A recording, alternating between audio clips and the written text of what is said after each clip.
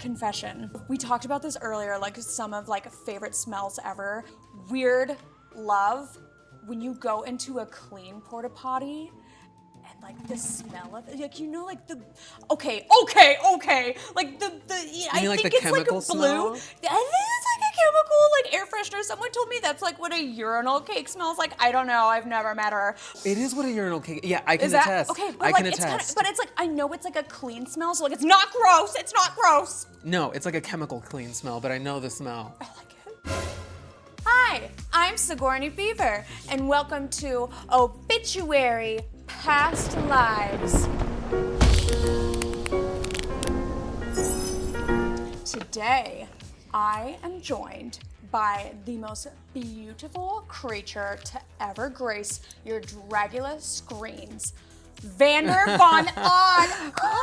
Hi, thank you so much for having me. Oh my God, thank you for being here. Yeah. I'm so excited to have you here. You've been on like my guest wish list for so long. And by so long, I mean like a year and a half. Thank you so much. I'm really excited to get into it, talk about some looks, talk about some Yes. drags. Oh, how are you post-Halloweener? Oh my God, rested. I think the people at home deserve to know that we both arrived at the airport at the same time. You were coming from Australia. I was Yeah. coming from a string of gigs. We went straight to your place and we rotted for a solid like 24 plus hours on your couch.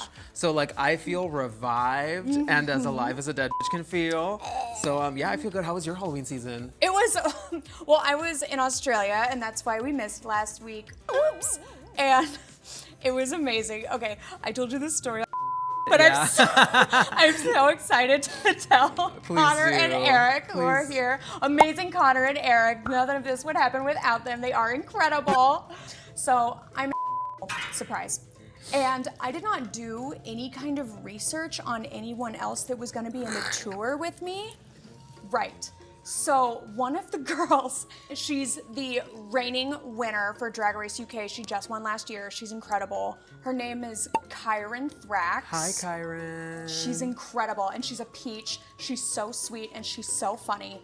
You guys, I did not know that her name was Kyron. I literally thought her name was Karen and everyone was just saying it in an accent because I'm in f***ing Australia.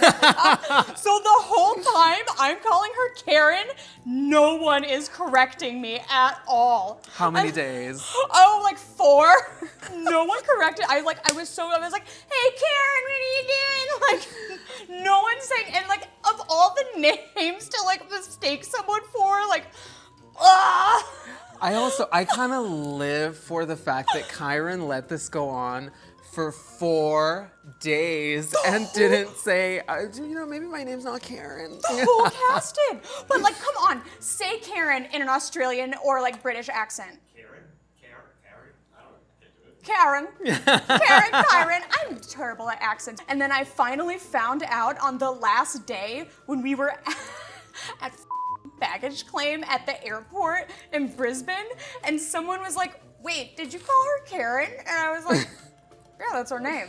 Welcome to the stage, Karen Thrax. Yeah, and they're like, no, her name is Kyron, like Kyron Thrax, like anthrax. And I was like, okay, well, Karen Thrax, I guess it just depends on how you pronounce your A's. And then like one by one or two more people would come over and be like, wait, you thought her name was Karen? And so I had to keep reliving like my terrible, stupid confession the whole time. And I feel so bad. She's absolutely amazing. Oh, congratulations, Kyron. We're sending our love.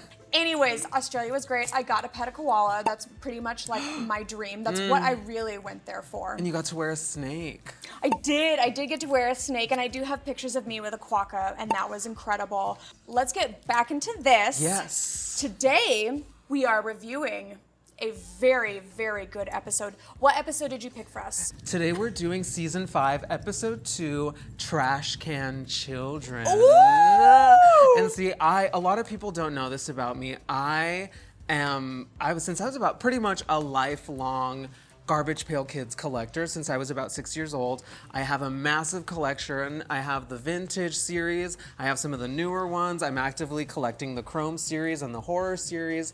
So like, I chose this episode because Garbage Pail Kids are very near and dear to my heart, and I feel like I have them in my bones. So this was a very special like challenge to witness other people prepare and like perform. Yes, and it's so funny they can't say Garbage Pail Kids at all because of the trademark. Of but course. Like, we all know what they're talking about, and it's such a cool floor show. I wish we could have had something like this for Such a cool Titans. theme. I would have loved to do Garbage Pail Kids. I know. So many good runways that I wish that I could do. But we open the episode with one of my favorites, the little Boulet skits. Bring them back! I guess like the intro ones for Titans are good. The star is the little like wolf rug puppet. Let's be honest. The rug. Love. So, the Boulets. We see them summoning demons to dolls. Woo! Yes, with a very familiar incantation from the iconic Child's Play franchise. You know, the whole incantation to bring a soul into a doll's body. And we see multiple contestants' dolls as like little sneak peeks to the looks we're going to see later in the episode. Everyone toots into the lab. Boop, boop. Who went home? Who survived the bungee jump? Ooh! We see Onyx come in. Onyx was saved. Hooray! And then Satana comes back in. Ooh, woo, woo, woo. Love her. My sister. Everyone is hoping that JK went home because they all like hated his look.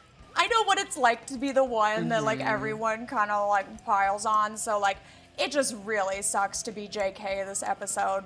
Yeah, and you know what? I love a delayed reaction. I love that JK was held back from entering the workroom for a while. Yes. Because that delay really, you know, preemptively made people think that JK had fully gone home. Or that it was a double limb. We get over to the challenge issuing Trash Can Children. Supposed to be 80s cartoon trading cards. It's pretty much like there's lots of room for interpretation for what you want it, but at the same time, it's still like very specific. Garbage Pail Kids are such an iconic piece of like 80s pop culture. And that's what the boos love. So they also find out that there's a fright feat, and of course, they love to make us eat nasty.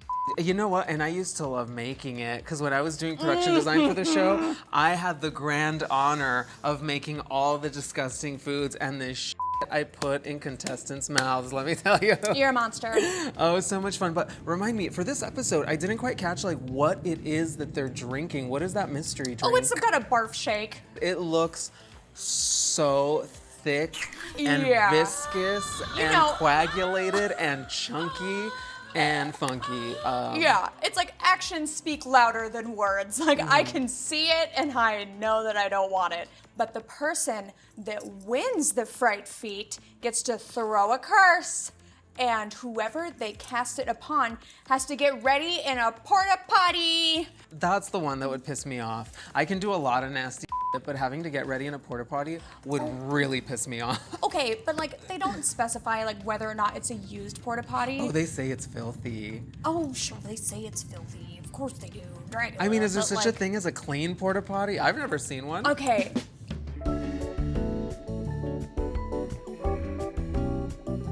They toot back to the sweet little coffin table. Israel starts passing out these big, ugly mugs. They get right into it, and they get it all the way down. JK wins. Hilarious. JK's really good at those chugging contests. I turned it around again for Titans 2. Good for him. Delivers. Good for him. And of course, Cynthia sees JK fighting with him immediately. They're both pissed off. They're both calling each other a loudmouth. I'll say it. Two things can be true. So JK wins and boop, throws the curse on Cynthia. That's Makes right. sense. I mean, if anyone's drag is kind of retrofitted for getting ready in a porta potty, I feel like it's Cynthia's.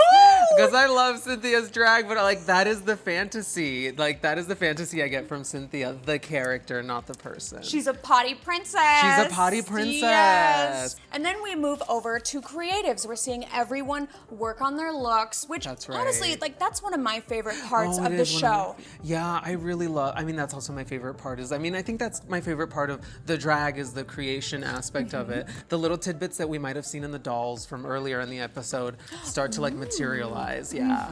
we get into the little creative spats that happen all the time because everyone's working, everyone's feeling a little bit of pressure. Cynthia and Blackberry are talking about JK loudly. Right. Everyone's mad at JK this episode. Everyone's kind of mad at JK this whole season, to be honest. JK and Cynthia both going at each other, calling each other loudmouths. It's just like, the call is coming from inside the house, you know what I mean? As much as I don't want to throw Cynthia into the fighting ring, there is something about Cynthia fighting that just like fills my soul with joy. And I don't know what it is about it. I don't know if it's the voice. I don't know if it's the approach to the battle, but I just love to see her fight it out more than anyone else. I'm not usually like a drama-oriented girl, but her drama just like sucks me in. We move on to the floor show. My favorite part. Ooh. I love the floor shows. I think the floor shows will forever and always be my favorite part of Dragula. And this is a floor show that's really good, and we get a lot of time to look at the looks, which is like, again, something we're not getting very much. Girl, I think I've been like barely on the floor show in the last couple episodes of Titans 2. Anyways, the Boulets pop out. They gotta do 5 minutes of like this and this and this, but they are wearing the best wig I have ever seen on their heads. Wig. It is this fierce, fabulous, like white with a black streak, like Thundercat mullet. It is so like, girl, you think they'd let me buy that? You think they let me buy that? You think my money's green enough to buy it? I just need one of them. But the silhouette of that hair with the bodysuit, even just like if you were just to backlight them and just see the silhouette, it is so stunning. I think that is probably my favorite hair of theirs. Yes, across the board. And they've got a lot of good hair. Yeah, they do have a lot of good hair. Yeah, they've got hair. a lot of good hair. And this one is definitely like, it makes me drool. I love it. And then they have this gorge, like metallic blue lip. Oh yeah, love the blue it. lip is great. Yes, yeah, yes. the black with the blue over it. Yeah. Yeah. And then we see the contestants. Yeah. We have Onyx, who's doing Derby Debbie. Yes. And she's wearing this really cute sort of like overall situation shorts. And then she has the striped sort of like stockings with a bandaged leg.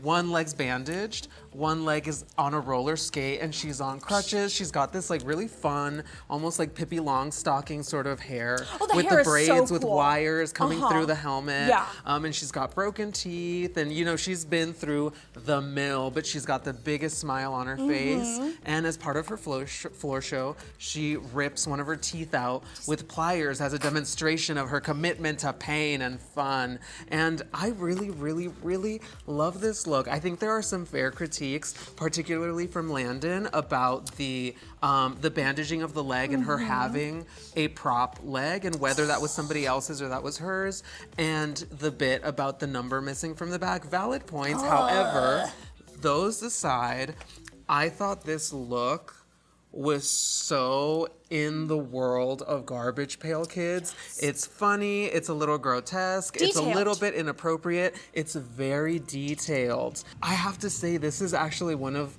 my favorite looks from this runway, if not my favorite, despite the little flaws, because I felt like it captured the spirit of Garbage Pail Kids so vividly, and I love this look very much. It truly, like, it hit the mark. It was detailed. The number thing on the back, yeah, I get it. Like, details, like, picky. I understand, like, we saw Onyx doing Onyx, like, incorporating, like, the sideshow stuff. I loved it. I thought it was very good. Who's next?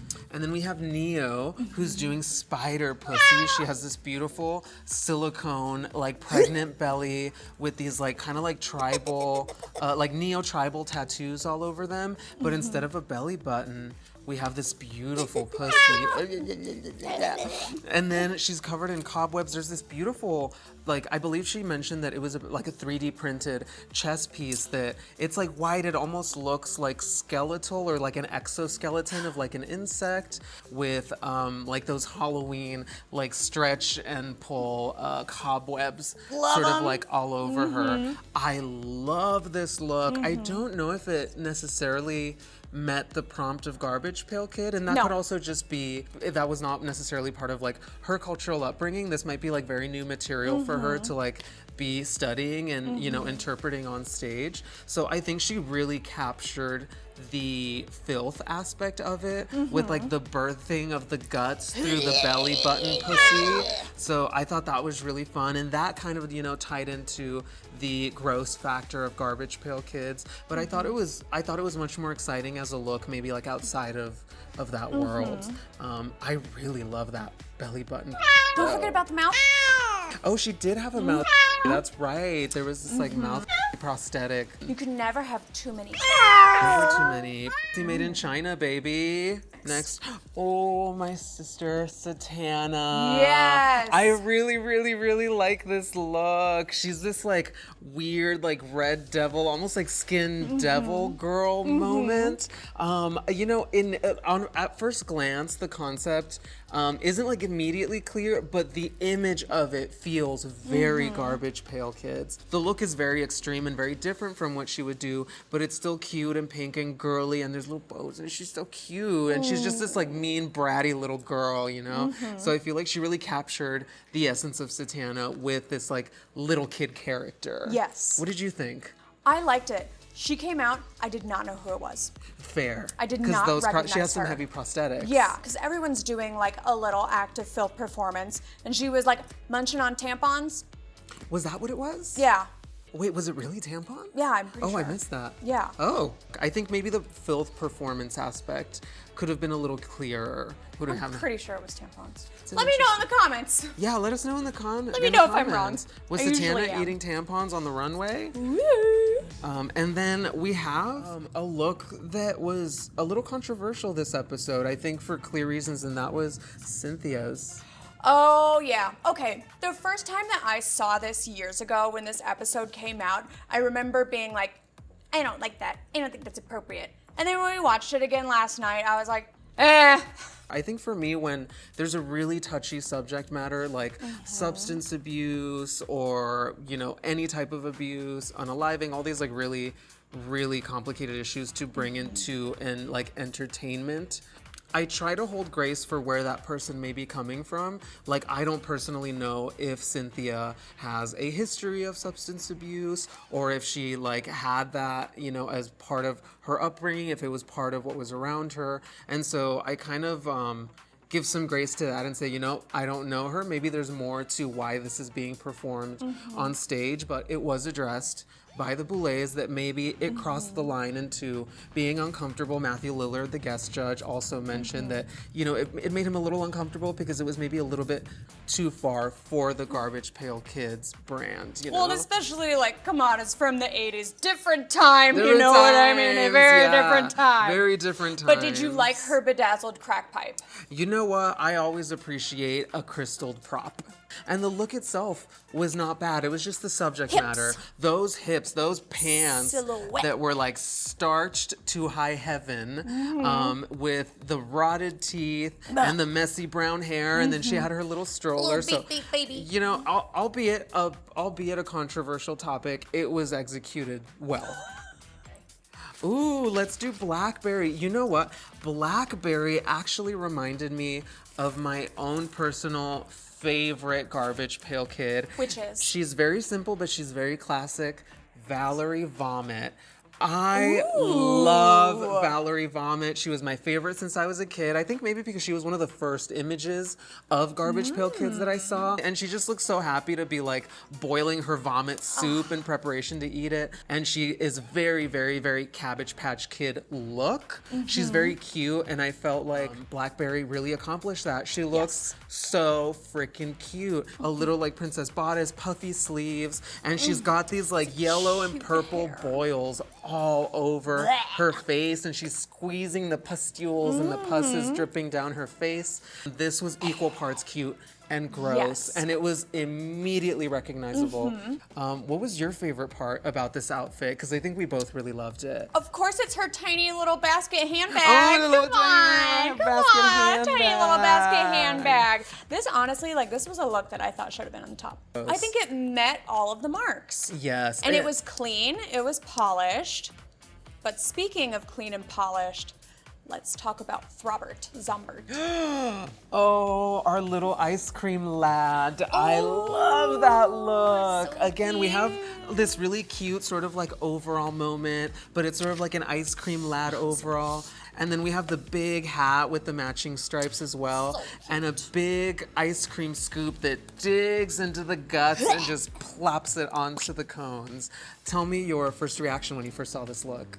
Listen, drag kings have to work twice as hard as drag queens. Let it be known. We all know it. So yes, that entire bitch was rhinestoned, And immaculate. the performance was so fun and so cute. The little like moves and then the little like, and it was adorable. Again, filth, grotesque, but cute and adorable and childish and almost Polished. diabolical and polished. And high caliber. This is exactly like, this is what we see from Throb all the time. No. And this was, I think, my personal favorite look of Throbs through the entire season. Yeah? I love the ice cream lad. I would 1000% have that card in my collection So in like a cute little spot. Like, I love the character and I think it could totally be a Garbage Pail Kid card. Who's up next? JSKS. Now this, we're kind of seeing, I believe it was Cynthia who mentioned a return to like the drippy, sort of like melty aspect. Very spermy JK. It's definitely giving like been whacking off into a crunchy sock for the last 3 days kind of vibe. You know, what did you think about this look? Because the gross out factor was there, but it took me like just a second to realize exactly that it was like a jizzy situation. He walked out, I saw it, I said, gross. Ew. Yeah. What do you think on the character side of things? I mean, had this like one big like a muscle arm, and then had like this tiny little like magazine, and is just like covered in like jism, and is like all the time. It was gross. Would it be like a trash can child, trademark Garbage Pail Kid, maybe in like an adult version? I really loved the proportion of the giant arm. That is something that I remember from a lot of my favorite Garbage Pail Kids, that a lot of them have really extreme or disproportionate features. So I did love that aspect. My one thing with this look was that it did cross over into slightly too adult territory, where I was like, they are supposed to be trash can children. So the masturbation aspect kind of loses me on the child character, you know what I mean? But then we also have another jazzy guy. We do. Jarvis. Yes, we have Jarvis Hammer. It's very, very cartoony. Very like, almost cartoony. looked like a spermy superhero. Yes, and you thought. know what? I think the cartoony aspect made it just a hair more palatable for me. He almost looks like what we see like a cartoon of a ghost where like it's a wisp. He almost looks like a sperm, you know what I mean? Oh, and then yeah. he's got like the Play Boo, I think it was called, or something like that. And it was this like nudie magazine. It was boobies. Boobies is what it was, yeah. So I loved the prop. I love a good prop. So having like a spooky, like nudie girl magazine with a depiction of what is clearly like a sexy boulet and like the pull-out cover, yeah, exactly. So I really loved the very animated cartoon aspect of it. And we do get a full velvet prosthetic schlong situation as well. Yeah. And some ejaculate moment Yeah, a as little well. whack-a-mole on there, too. A little whack-a-mole moment, Yeah. yeah. Up next is Anna. Phylactic. Not every show, not every episode can be a zinger. We all have off days, and unfortunately this was an off day for Anna. The character was pretty interesting. You know, at first I wasn't sure if it was like a taxi cab driver sort of situation because of the yellow and the little hat. And then as soon as the banana comes out and we can tell that there's this sort of like really like fucked up face Boy, can on, we tell. I was like, well, I'm not one to talk. Listen, I've got like the fucking makeup skills of a worm. Okay, prosthetics, not for me. Not for me. fair. You agree?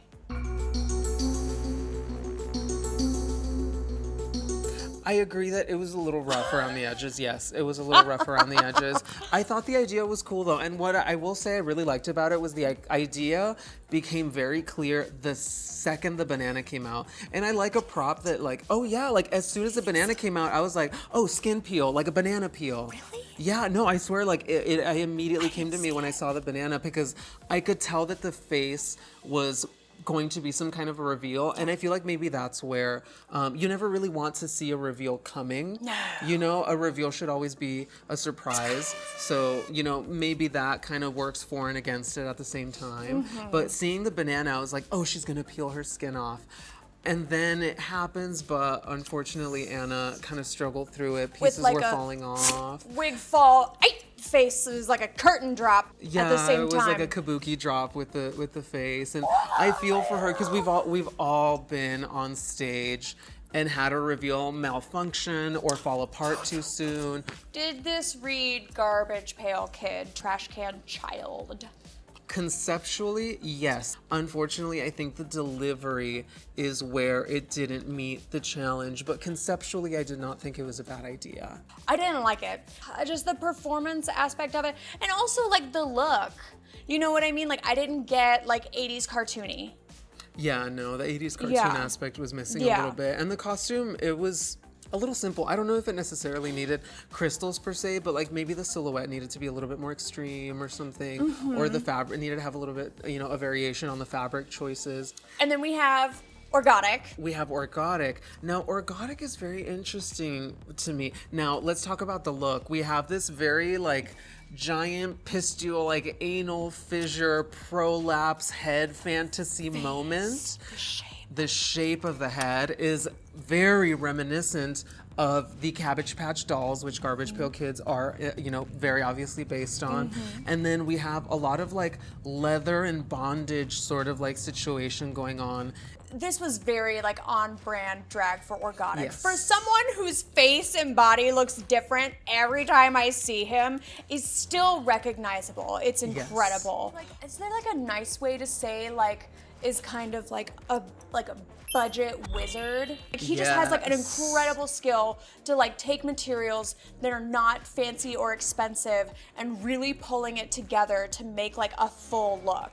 Orgotic actually reminds me of a lot of the artists that I did haunted houses with when I was like a teenager, and we were putting together haunted houses and we had no materials. We were working with whatever we could source from the garbage. I saw people make some really incredible horror characters with, you know, repurposed materials. That head shape alone sold me on it. Oh, yeah. The head shape alone, I was so happy that someone did the doll head shape. Yes. Especially because not everyone can really get away with their drag. I feel like if you or I attempted that, it would feel very forced. Like it wouldn't quite feel right, but for Orgotic, it's like the glove fits. Oh, every time. Yes. Well, Blackberry kind of did like a similar face shape too. Yeah, because she did have the puffy She's cheeks so good. because of the pustules, you know? Yeah. Now, as far as Orgotic, I think this character treaded right up to that line of making it too adult without crossing it. What? It was right up to that line. Oh, we've got an exposed like intestine hanging out. Come on. I know, but I guess when I think of Garbage Pail Kids, I think of a lot of poop humor and a lot of like butt humor, you know? That was a big part of it. Genitals were not. However, poop and buttholes and all that, that was a big part of Garbage Pail Kids. And then we have Fantasia, who's doing a look and a performance that's very reminiscent of who she is in real life. Seeing her drag in the character. All 5,000 cc's. Freshly out of breast augmentation, Fantasia. And also there was face as well. And there full was body. all kinds. Like we had a one and done like transformation at the surgeon's office.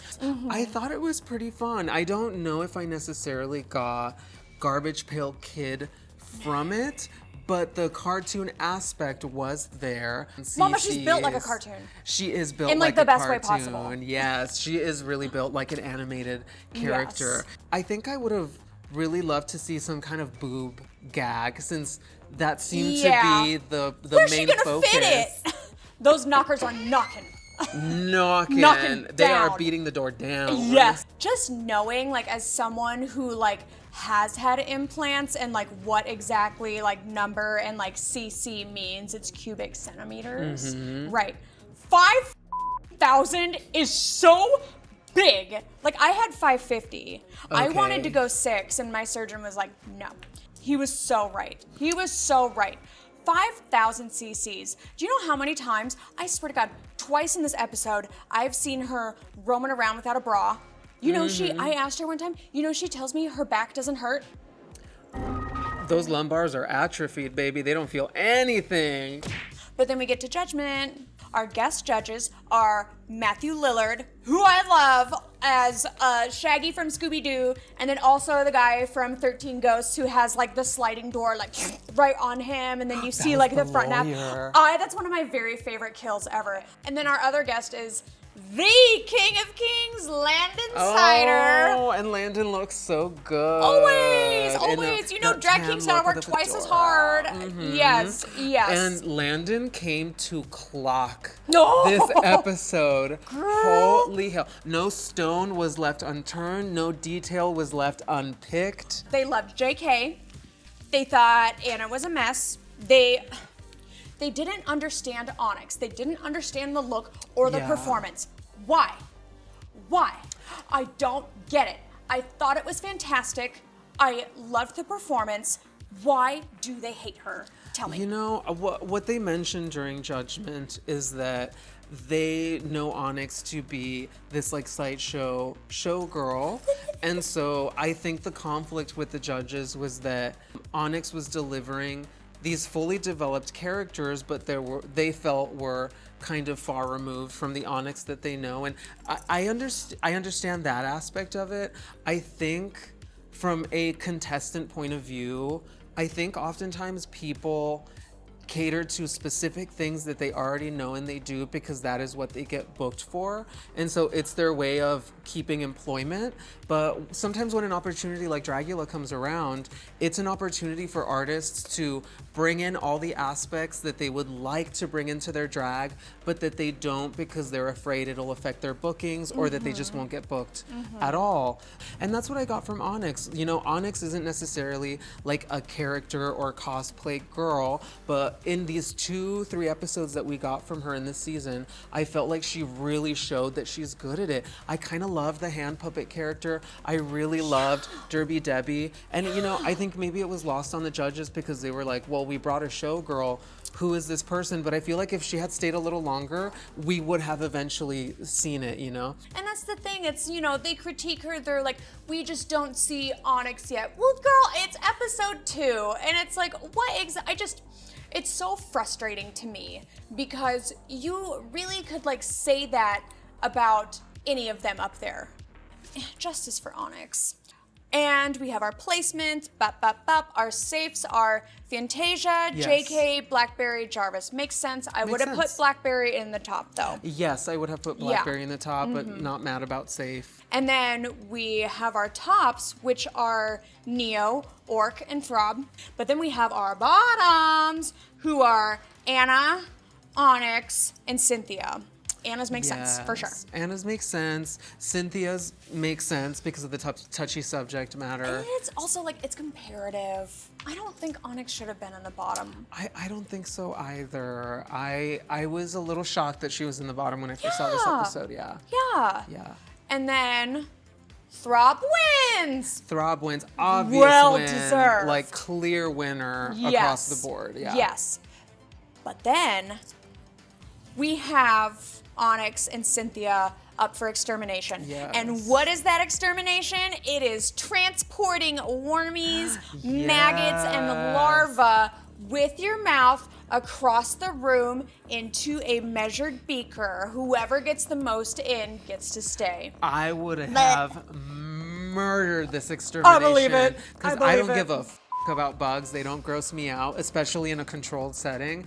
I would have this up so severely. What if one just treated like your uvula like a stripper pole and started swinging around it like, ah! Not for free. I want to see the show. Not for free! They both do really good. Yes, they both do really throw good. a lot in the beaker, but there can only be one winner for this episode, and it is Cynthia. Yes. Cynthia gets to stay, Onyx gets to die. And how do we see Onyx die? Death by dolls. Oh. Onyx seems to be lost in this labyrinth dollhouse before the dolls slowly creep up on her and devour her alive. Got her right in the neck. Right in the neck. It was very reminiscent of one of my favorite 80s horror films, Dolls, where we see a lot of dolls killing and consuming such a doll people. doll. I love dolls. I collect dolls. Madame Alexander are my favorite. If y'all want to buy me some, go to my Etsy wish list. But I love dolls.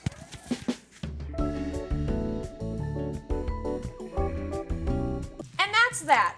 There we have it. Onyx passes on, Cynthia lives to die another day. And that is Season 5, Episode 2, The Trash Can Children of the Boulet Brothers Dragula.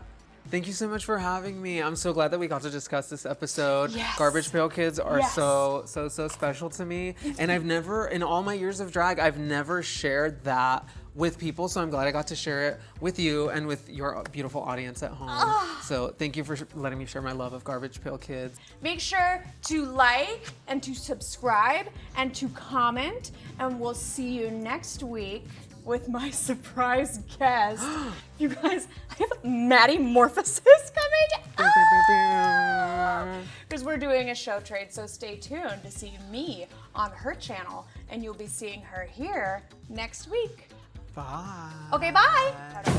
But it's like, I literally was tagging her on Instagram and I was like, weirdest spelling of Karen I've ever seen, whatever. But listen, I knew someone who had a dog, and the dog's name specifically, like she's like, my dog's name is Dog in a Russian accent, so it was Dog.